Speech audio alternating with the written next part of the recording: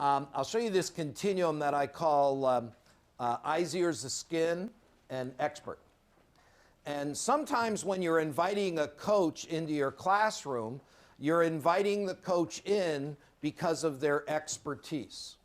I know that I've got this literacy coach who's got an extensive background in training, in helping kids handle a science textbook. And so I'd like that teacher to come into my science classroom, observe my work with kids, and give me recommendations as to how I can make the text more student-friendly. What things can I do pre-reading to assist my students in going into this activity? I want a teacher with in-depth math background to come in and observe my science class and give me some recommendations for how to teach the math concepts that students need in order to tackle my science content. In that case, I'm looking for that person who's coming in to bring their expertise into my classroom and use that expertise. On the other end of the continuum, you want somebody to come into your classroom because they have eyes, ears, and skin. That's all you need the coach to have, because you want them to come into your classroom and see and hear and feel and collect data for you. Okay? Now, let's go back to yesterday. We raised the issue, how do you get trust? I don't hear you. How do you get trust? Say what you're going to do and then do it. Yeah, everybody. How do you get trust? Say what you're going to do and then do it. So when I'm in a pre-conference, one of the things I need to uncover in the pre-conference is, what role does the person want me to play when I come into their classroom? Do they want me to come in and be eyes, ears, and skin? Do they want me to come in as an expert?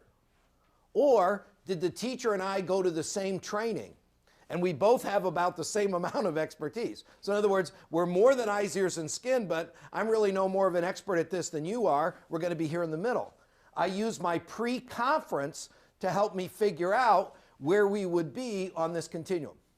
Example, I'm coaching in a high school and the French teacher asked me to come and observe her French 3 class. We have a little pre-conference where she shares with me that one rule in her French 3 class is there's no English allowed to be spoken. I share with her I may have one slight problem observing this as her coach. She tells me that what she wants to know is how engaged are her students and what does she do to encourage engagement. So we come up with a plan that I will record with a different symbol when students raise their hands and get called upon. I will record with another symbol when a student gets called upon even though they didn't have a hand raised. And I will have yet a third symbol for students who yell out answers when they haven't been called upon. I sit in her French class and I've got her seating chart and I'm recording everything that's happening. And at the end of the class, we sit down in a post-conference, and I turn and I show her my collected results. And she looks at me and she goes, "Do you know what this tells me?" And I said, "No, I don't." And she said, "I have a very shy young girl seated here around 3 very aggressive males. And whenever my eye attention is called to that part of the classroom, those males are grabbing my attention, and I'm totally missing that young girl. I need to change her seat.